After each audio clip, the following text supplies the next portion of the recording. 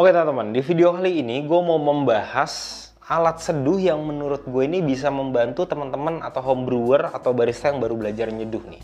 Kalau misalnya kita nyeduh pakai V60 atau alat seduh manual lainnya, itu terkadang perubahan variabelnya itu sulit untuk kita kontrol. Nah, efeknya apa? Dari situ karena perubahan variabelnya terlalu banyak, contoh ya, misalkan agitasi, terus misalkan interval penuangan, ya, atau misalkan per interval itu volume air yang kita tuang berapa. Nah itu tuh terkadang kalau pakai alat seduh manual biasa itu agak sulit untuk kita mengontrol perubahan variabel. Nah maka dari itu gue ini kemarin udah coba ya alat seduh ini. Jadi ini sebenarnya immersion dripper ya, tapi dari sini gue udah coba-coba dengan kopi yang sama. Itu tuh jadi gue bisa lebih tahu pasti, oh misalkan kalau misalkan grind cc gue bikin agak lebih kasar dengan suhu misalkan 92, brewing time-nya 3 menit dibandingkan dengan yang gilingan lebih halus, suhunya katakan 92 juga, waktunya juga sama, itu efeknya apa? Nah dari situ gue bisa lebih gampang untuk mengidentifikasi. Nah hari ini gue nyeduhnya itu pakai kopi dari Northsider ya, kopi ini ya, Kemalawangi, prosesnya black honey.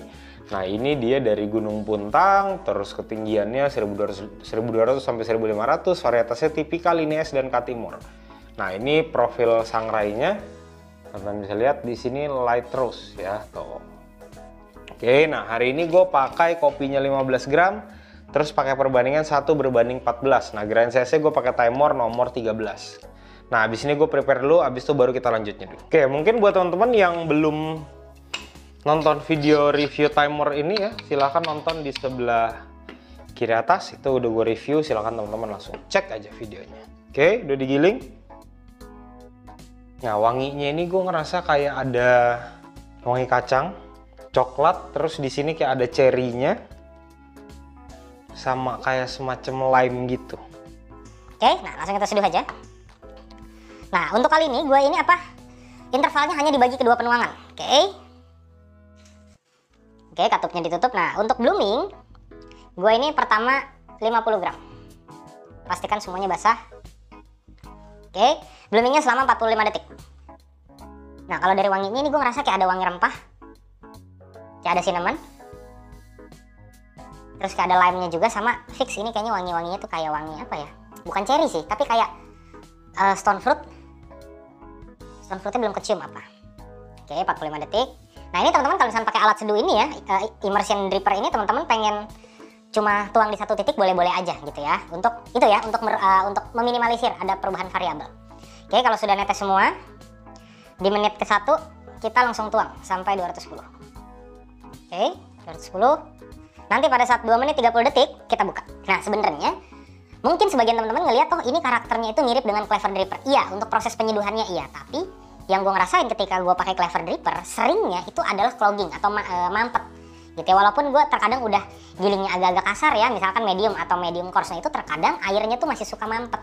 Nah itu efeknya gue sering banget, walaupun dia mampet tapi rasanya jadi watery, kayak seakan-akan itu rasionya terlalu tinggi, padahal enggak gitu ya. Padahal ini gue pakai rasionya misalkan sama 1:15 juga, atau 1:14, dan itu tuh kadang kalau gue pribadi gue ngerasa agak terganggu. Nah sedangkan kalau karakter hasil seduhannya dia sebenarnya tuh mirip-mirip kayak tubruk saring. Nah kalau teman-teman belum nonton videonya, nonton di sebelah sini, itu udah gue bikin videonya. Oke, 2 menit 30 langsung buka.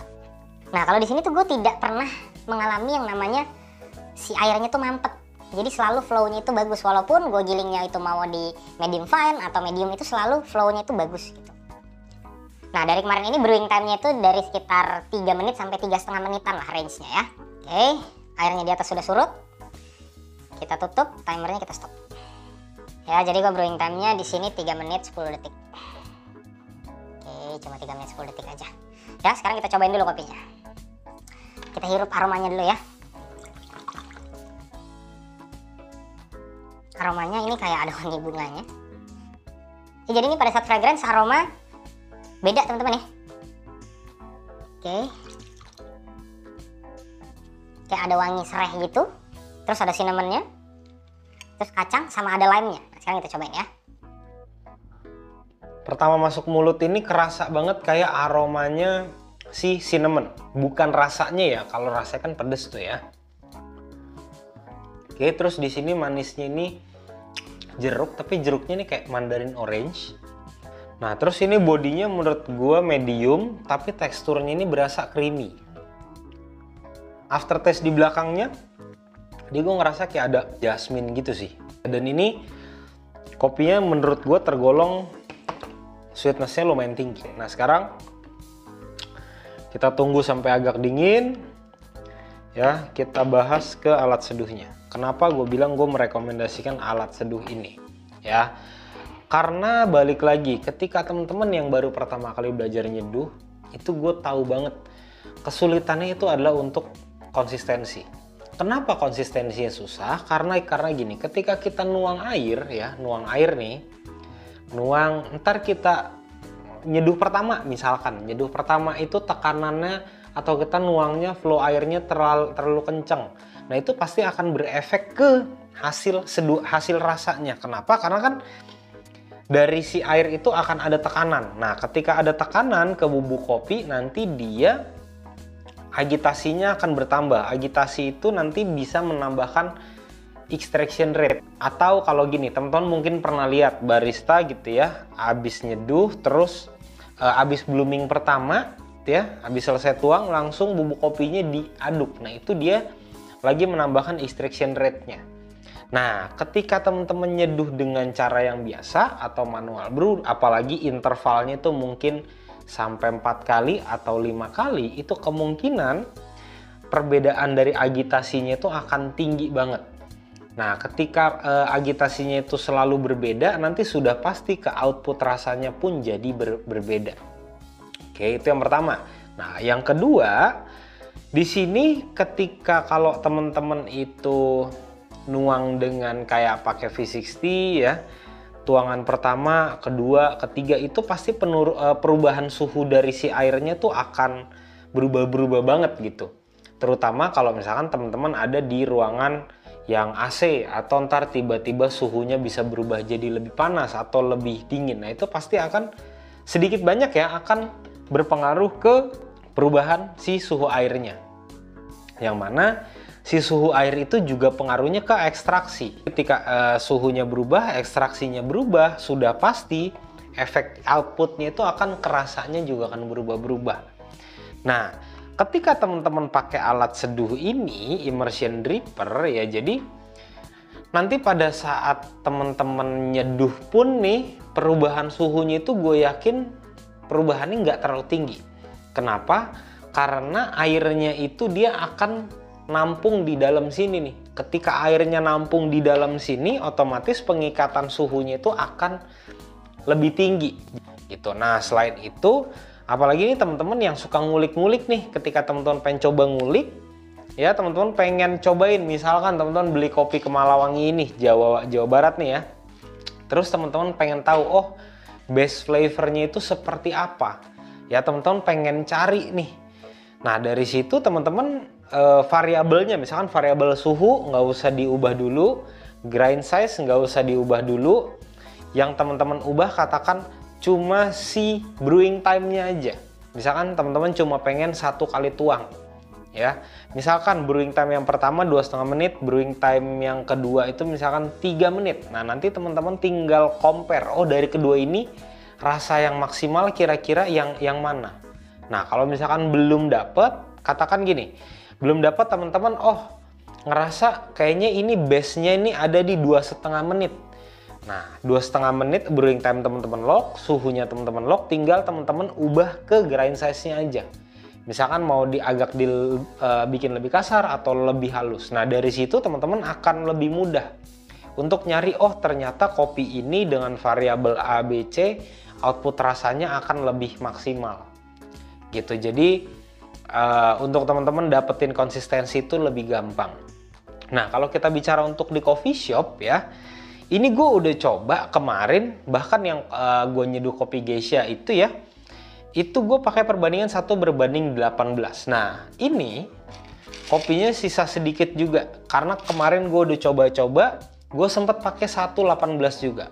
Buat teman-teman yang suka ngerasain kopinya itu light kayak teh ya, berasanya kayak teh tapi flavornya itu masih kerasa semua, menurut gue pakai ini bisa banget gitu. Kalau misalkan teman-teman pengen pakai rasio yang tinggi, misalkan 1:17 atau 1:18, saran dari gue adalah suhunya kalau teman-teman mau buat lebih tinggi boleh, tapi brewing time-nya jangan terlalu panjang.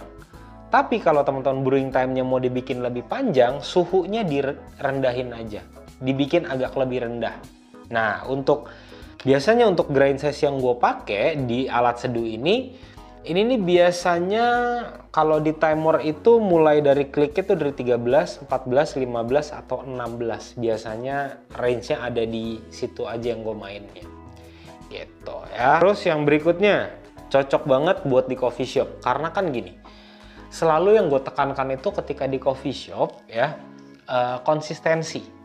Nah, konsistensi itu terkadang agak sulit dicapai karena itu sebenarnya hal yang wajar ya. Misalkan teman-teman nge-shift bertiga nih, ya nanti bisa jadi barista A, B, C ketika bikin manual brew rasanya selalu beda-beda.